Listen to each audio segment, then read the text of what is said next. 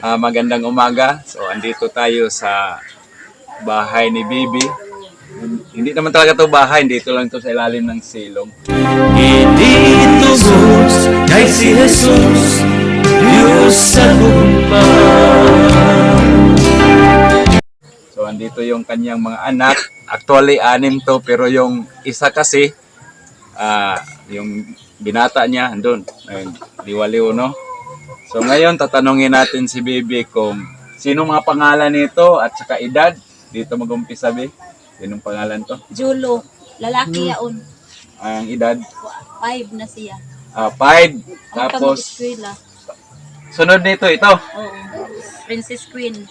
1 in 9, grade 2. 9, grade 2. Yan, Ini, grade 3 kayo ini maka-eskwela. grade 3. Grade 3 ko edad Tapos, 10. yung Kanya sunod to, yung 11, lalaki. 12, grade 7. Sinong pangalan? Si Ralph G. Tapos, Si Junabi, Lablab. Junabi, Lablab. Kuan ini siya. Edad? 17, grade 10.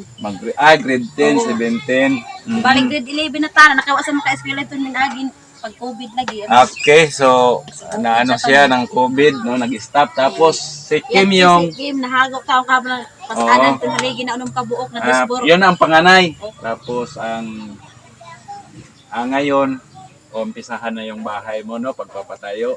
So, salamat tayo sa Panginoon na yung mga dasal natin at panalangin ay medyo, hindi talaga medyo, yung answer ay, na tubag, no?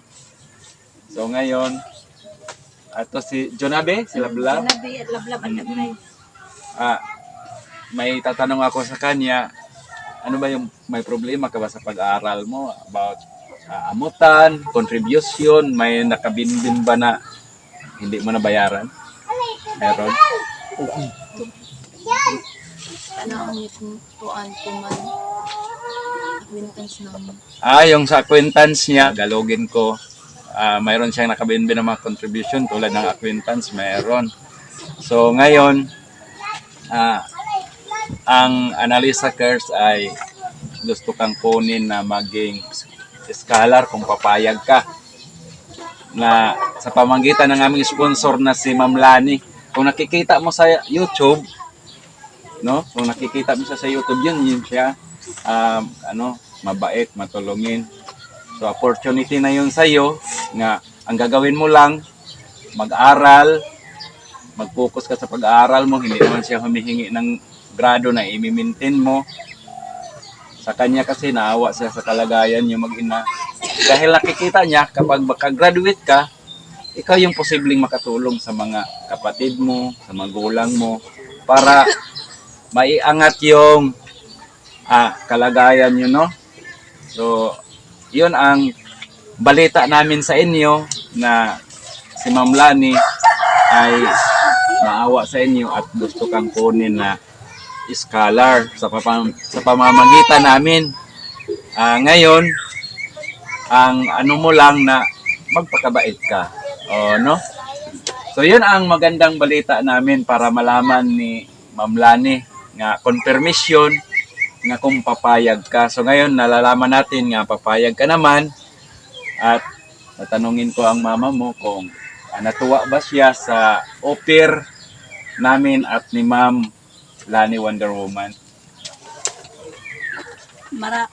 Para sa ako na isip ko sa kainahan ni Lablab, ako gid na ako napagpasalamat kay bisan gani sa imong pagpahibaw kanami gid ang gipasalamatan sa labaw ng agahon na sa kanami mga pag-ampo gid ang gihapon sa amahan ana ya taon na iya gigamit para makasuporta sa labi na kan Junabi na ako ay nangyarado na iya ay makasalbar ng mga panginahanglan. Tapos sasagutin ni Ma'am Lani ang mga uniform niya, lalo na sa susunod. Yung uniform niya pala, ilan ba yung uniform niya? Binusulan na kanila. Lahat? Wala na itong permiro, gamay ay na kay kampo ang bayad. Isa lang yung uniform ni Lablab, tapos kukunin pa ng talagang may-ari kasi hiniram lang yun. So, pag nalaman to ni Ma'am Lani, siguro magpapaano ka na ng mo, no? Uniform mo. Tapos, basta sagot niya lahat ng kailangan mo sa school. Di pa namin na ano ni Ma'am Lani kung ano ba talaga ang setting nito.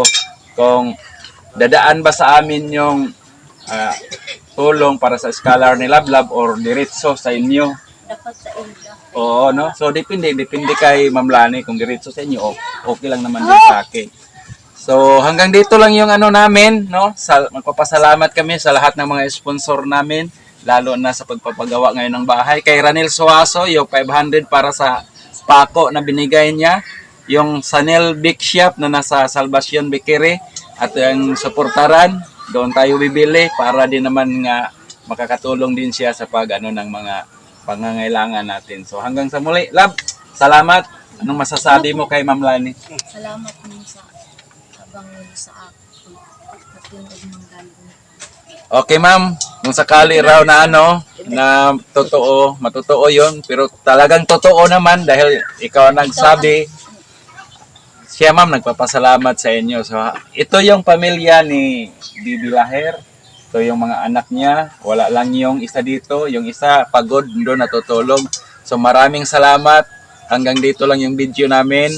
Muli, kami ay natutuwa dahil isa yung Analisa Curse nga nagbibigay na dito ng unang scholarship at si Lablab Laher, isa naman talagang sabihin natin karapat-dapat na mabigyan ng scholarship at tulong. Alam nyo, minsan nakapag-eskwela siguro to nang walang kain or ano lang yung mga, minsan wala talagang kain, no?